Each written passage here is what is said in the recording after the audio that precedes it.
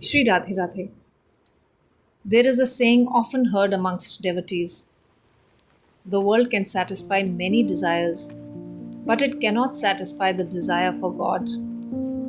A hungry man finds satisfaction in food, a poor man in wealth, a lonely heart in relationships. But when divine longing awakens within a soul, ordinary happiness gradually loses its power. This does not mean that worldly blessings become undesirable. It simply means that they are no longer enough. And today we shall see this truth unfold in the life of Sati.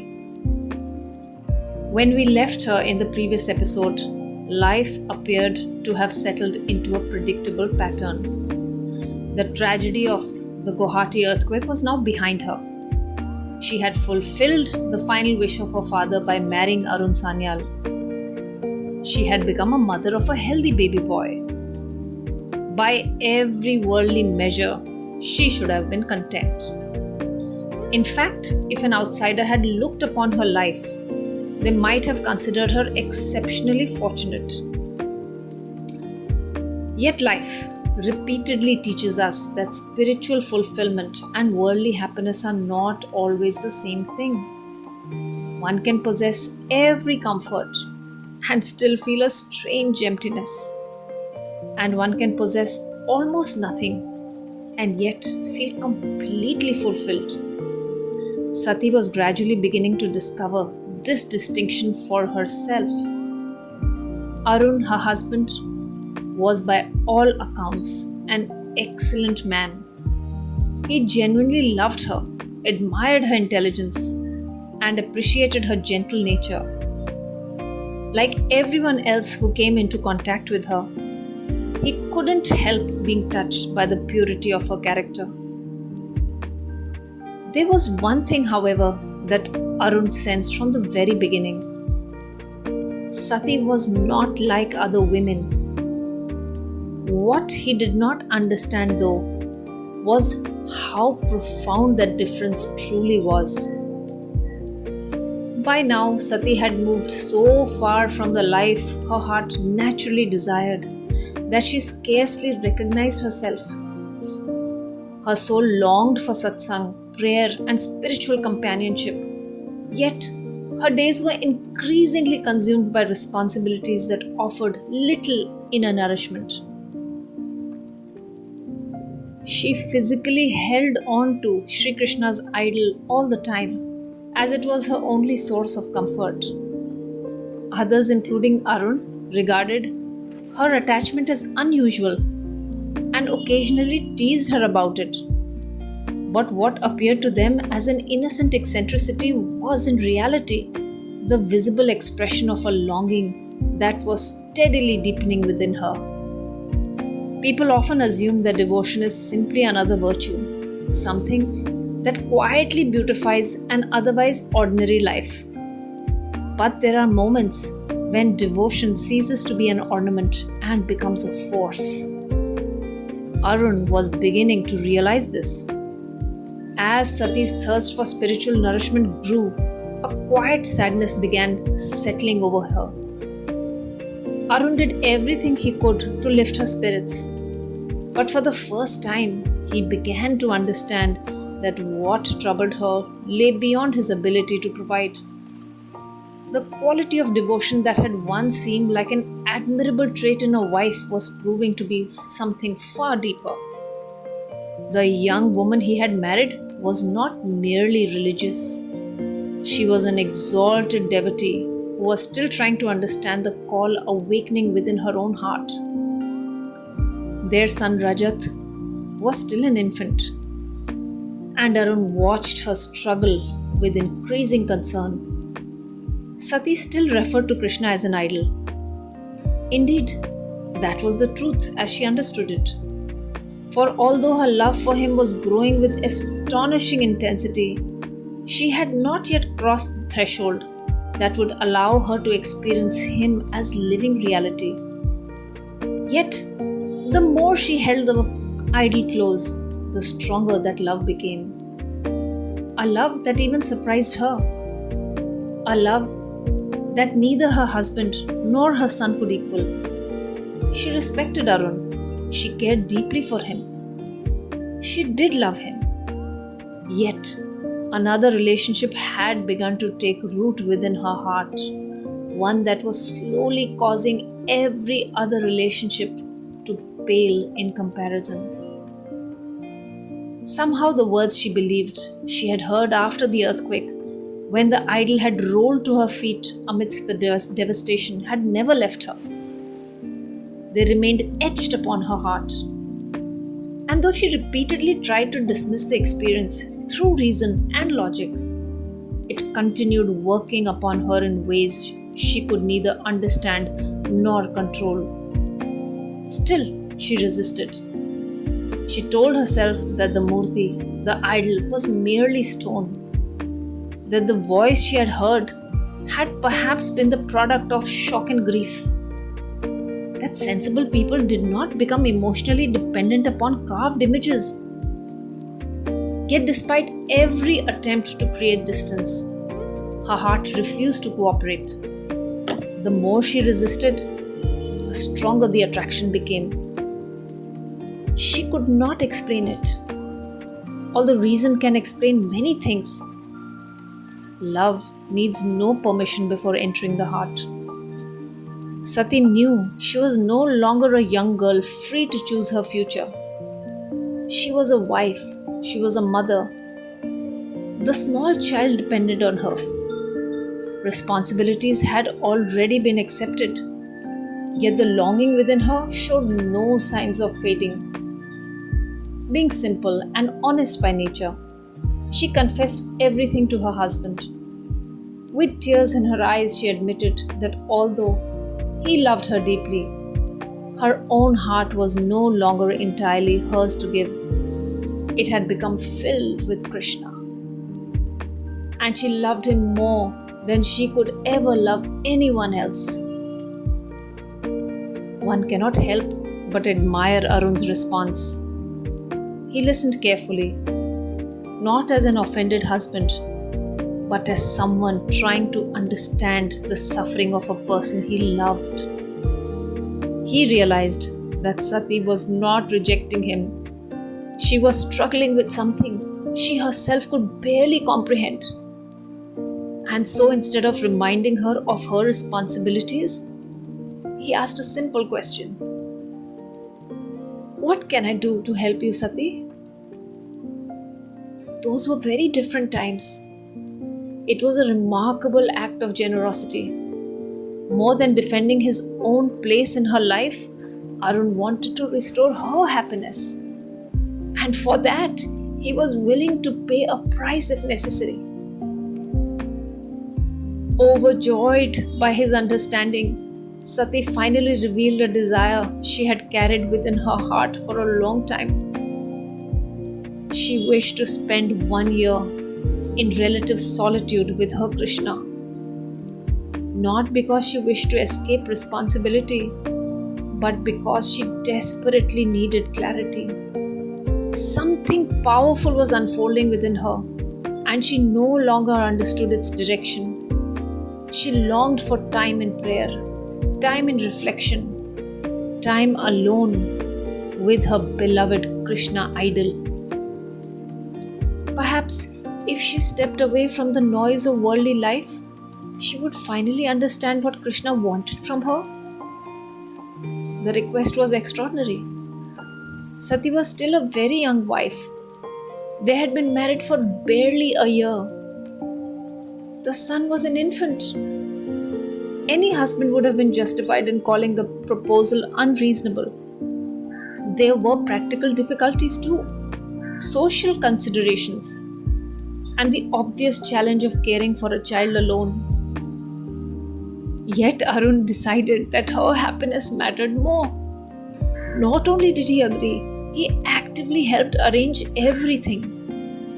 Concerned for her safety and completely unaware of the family tensions that would later arise, he suggested that she travel to Rawalpindi, where his mother, sister, and brother-in-law lived in a large family residence. There she would be safe, and be cared for, and she would have enough privacy to pursue the solitude she desired. The sacrifice Arun made is easy to overlook unless we pause to consider it carefully. He was agreeing to live apart from the woman he loved and was accepting the primary responsibility of raising their infant son by himself. And he was doing it willingly. Such actions reveal a great deal about a person's character. Sati, of course, was deeply moved. He had thrown her a lifeline and she was determined not to waste it. Taking just a few essentials along with her Krishna idol, she departed for Rawalpindi, which is now in Pakistan, accompanied by her husband's driver. As the car carried her northward, another thought repeatedly surfaced in her mind. For several years, Asit Babu had spoken highly of Swami Swayamanand Giri Maharaj of Dhumil. Whenever the subject of gurus arose, Asitji would gently encourage her to meet him. But Sati had always been hesitant. She couldn't understand why anyone was needed between herself and Krishna. Now, however, things felt different. The deeper her inner conflict became, the more she began to wonder why she was unable to experience the real Krishna. Perhaps a guru could provide the direction she lacked? For the first time, she found herself genuinely open to the possibility. Filled with hope, she immediately wrote to Asit. She informed him of her move to Rawalpindi and requested that when the opportunity arose, he accompany her to Dhumil. Asitji was delighted. He had long suspected that Swami Swayamanand Maharaj would one day play an important role in her life. At the same time, he could not help marveling at Arun's generosity.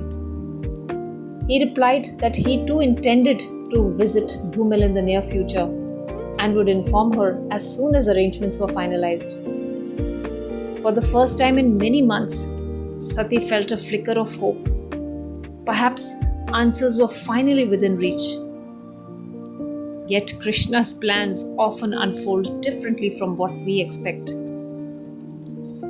Sometimes he answers our prayers immediately, and sometimes he deepens the longing first. Rawalpindi proved to be one such period. The household welcomed her, though not without some reservation. Her brother-in-law treated her kindly, but not everyone viewed her situation with the same understanding that Arun had shown. Her mother-in-law and sister-in-law struggled to make sense of her actions. And perhaps we should not judge them too quickly. From their perspective, the situation appeared deeply bizarre. Here was a young woman, blessed with a loving husband, a healthy child, comfort, security, and every opportunity for happiness. Why then had she chosen to leave it all behind, especially at such a stage in her life, merely to spend her days in the company of an idol? Arun was their own flesh and blood. They felt sorry for him. They felt sorry for the infant growing up without his mother's presence. And while Arun's generous nature may have allowed him to accept the arrangement, they found it difficult to view the situation so charitably. Their remarks often stung. The peaceful solitude Sati had imagined was not quite what awaited her. Yet, surprisingly, this was not the source of her greatest pain. The real struggle lay elsewhere. Sometime after arriving in Rawalpindi, she wrote another letter to Asitji.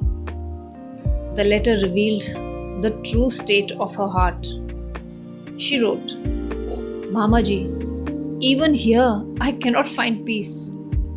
Then she explained why. The criticism of relatives was not the problem. The problem was Krishna himself, or rather, what appeared to be his silence. She wrote, Mamaji, I have left my husband for him. I have left my son for him. I love him more than my husband, more than my son, and Mamaji, even more than you. Yet, despite all this, he continues to remain just an idol. There is something profoundly human in these words. Every devotee eventually reaches a point where faith begins seeking a response, a point where the heart cries out, I have come so far. Now, where are you? The saints speak often of such moments. Moments when longing becomes so intense that it almost feels unbearable. Sati had reached that stage. Again and again, the same question arose within her heart. Why does he not reveal himself? Why does he remain silent? At times, it even seemed as though an inner conversation had begun. She would feel as though Krishna himself was speaking through the idol. If you accept me as Krishna, then I shall reveal myself to you. And immediately she would protest. How can I accept you as Krishna until I actually see you? The answer would come back from the idol. First believe, then you shall see. And she would argue back. But even the saints believed after seeing you. I have heard the story of Amalji. He too brought home an idol, but then you appeared before him as real as his own two hands. Only then did he believe. At that point, the conversation always seemed to end. No vision came, no revelation followed, only longing. Yet, longing was not the only burden she carried. Another emotion continually haunted her. Guilt. Whenever she thought of Arun, her heart ached. He had done nothing wrong. In fact, he had shown her extraordinary kindness. He had given her the freedom when he could easily have denied it. He had chosen understanding and empathy when many would have chosen resentment. And then there was her son, a child too young to understand where his mother had gone, too young even to ask the questions that would one day arise. At such moments, she would ask herself, what wrong have they done? What right do I have to cause them pain? And it was then that she would again feel the idol answering, stop worrying. It is all mithya. None of this is real. Yet the thoughts refused to leave her. Her love for Krishna pulled her in one direction. Her affection and sense of duty towards her family pulled her in another. Between the two, she often felt torn apart. One cannot help but sympathize with her predicament. We often imagine that spiritual life means escaping difficult choices. Yet the lives of great devotees frequently contain some of the most painful dilemmas imaginable. The conflict before Sati was not between good and evil. It was between two forms of love. Love for God and love for those whom God Himself had placed in her care. It was during this period that she often remembered a bhajan Asit ji used to sing. She had heard it many times before, yet now its meaning seemed to come alive within her heart. The song spoke of a voice calling from across a vast ocean, a voice urging the traveler to lay aside unnecessary burdens and return home. To most listeners, it was simply a beautiful bhajan. To Sati, it had become something far more personal. At times, it felt as though the entire world stood on one side and Krishna stood on the other. She did not know which direction to walk. She did not know what the future held. She did not know whether she was neglecting her worldly duties or moving towards her spiritual destiny. She only knew that the questions would not leave her, and so her hopes increasingly rested upon a single destination, Dhumil. Swami Swayamanand Giri Maharaj. Perhaps there, under the guidance of a true saint, she would finally understand what Krishna wanted from her life. What she did not yet realize was that Krishna had already begun arranging the next chapter of her journey. And that chapter would be beyond anything anyone could have imagined. The story continues. Until then, may Sri Radha and Sri Krishna guide us all toward the path meant for us. Shri Radhe Radhe.